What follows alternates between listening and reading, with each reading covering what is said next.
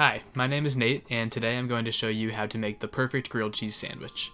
A grilled cheese is a very simple dish to make, so you don't need to be a professional chef to prepare it. In this video, I'll be teaching you some tips and tricks in order to help you achieve that perfect golden brown, as well as showing you how to make a dipping sauce and a couple of drinks to help enhance your sandwich eating experience. The idea for grilled cheese sandwiches burst onto the culinary scene sometime in the early 20th century when a grilled ham and cheese sandwich started circulating around French culture. This French creation was thought to have been made somewhere around 1902, while the traditional grilled cheese we all know and love today wasn't originated in the United States until about 1920. That's what we're going to make today, a traditional, simple grilled cheese sandwich. The best part about this sandwich is its simplicity, so the only two ingredients you will need are bread and cheese, but you'll also want to have some butter and olive oil around to help with the grilling process. First, you'll turn your burner onto medium heat, then coat your pan with a little bit of olive oil to keep the butter from burning later on. Start preparing your sandwich by adding butter to the first slice of bread. Use a generous amount of butter to maximize the flavor of your sandwich, and make sure you're evenly spreading the butter around all parts of the bread. Place the first slice of bread on your pan, putting a little bit of pressure on it to make sure you're getting a nice even simmer, then add your cheese. I'm using 2 slices of cheese, so I'll have a little bit of overlap in the middle, but if you don't want to have that much cheese on your sandwich, you can use 1 or 1.5 slices depending on how big your bread is. Now start buttering your second slice of bread while your first slice is on the grill and your cheese is starting to heat up. The same rules apply for your second slice as did your first slice. Use a lot of butter for flavor and distribute evenly.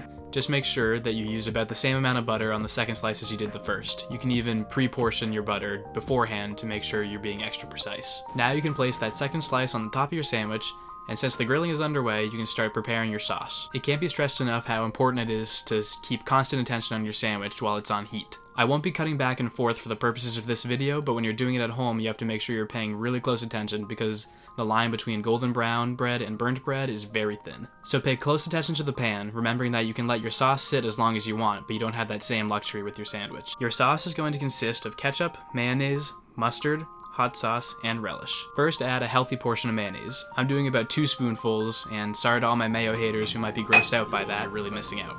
Second comes the hot sauce. I'm using Frank's Red Hot Original, but any of your favorites will work here. Then you're going to add ketchup. You don't need much, just enough for the vinegar taste, followed by some mustard and a tiny bit of relish to cap off your sauce.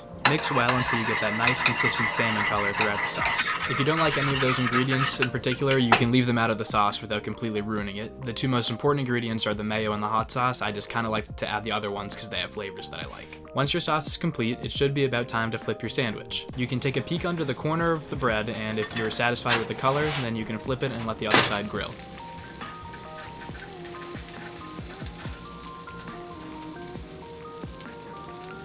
The second side of your sandwich will brown a lot faster than the first side because the pan has had a lot more time to heat up by now, so make sure you're paying even closer attention to it than you did the first time. Once the color is the same on both sides, you can move your sandwich to a plate and cut diagonally.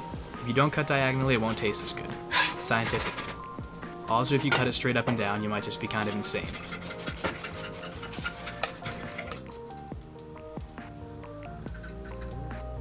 Finally, while your dish is cooling down to serving temperature, you can pour yourself a drink, if you're into that sort of thing.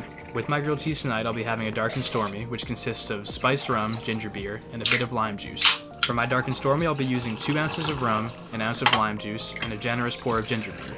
Rum is a great choice to drink with cheese because of its inherent sweetness, while champagne is a good fit because its taste resembles bread.